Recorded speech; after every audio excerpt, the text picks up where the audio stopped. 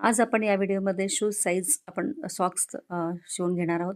तर यासाठी ते मी लेगिन्सचे 10 इंचाचे 2 पीस घेतलेले आहेत. बॉटमचे आपल्याला कटिंग करून घ्यायचं आहे.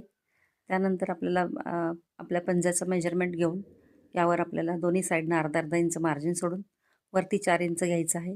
त्यानंतर आपल्याला असा शेप द्यायचा आहे. त्या शेपनुसार आपल्याला हे कपड्याचं कटिंग करून घ्यायचं आहे आणि दोन्ही पीस आपल्याला अशाच पद्धतीनं कट करून घ्यायचे आहेत. बघू शकता.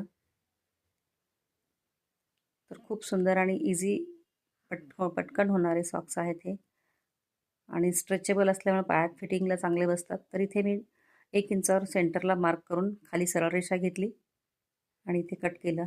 दुसरा पीस असाच कटिंग करून घ्यायचा आहे. त्यानंतर याला आपल्याला डबल पीस घ्यायचा आहे. त्यासाठी दुसरा कपडा आपल्याला कटिंग करून घ्यायचा आहे. तर इथे आपण डबल पीस कट करून घेणार आहोत.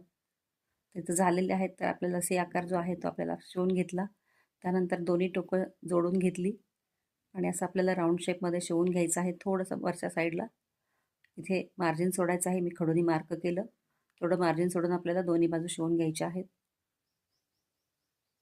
शिवल्यानंतर इथे थोडंसं मार्जिन सोडलेलं आहे बॅक साईडला. तर इथे जी टोकं आहेत त्या टोकांना आपल्याला इथे सी आकार थोडंसं राऊंड शेपमध्ये शिवून घ्यायचं आहे मार्क केल्याप्रमाणे.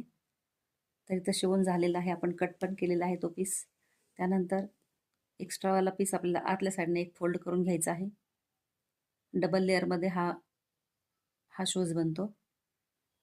तर बघू शकता अशा पद्धतीने ह्याला शेप आलेला आहे. व्यवस्थित स्ट्रेचेबल असल्यामुळे पायात फिटिंगला चांगला येतो. तर दोन्ही सॉक्स इथं जोडून झालेले आहेत शिवून. तर हा सॉक्स तुम्हाला कसा वाटला? आवडल्यास लाईक करा, शेअर करा आणि माझ्या चॅनलवर जर नवीन असाल तर सबस्क्राईब करा. असेच नवीन नवीन व्हिडिओ पाहण्यासाठी. त्याचा पूर्ण व्हिडिओ पाहण्यासाठी खाली दिलेल्या त्रिकोण बटनावर क्लिक करा.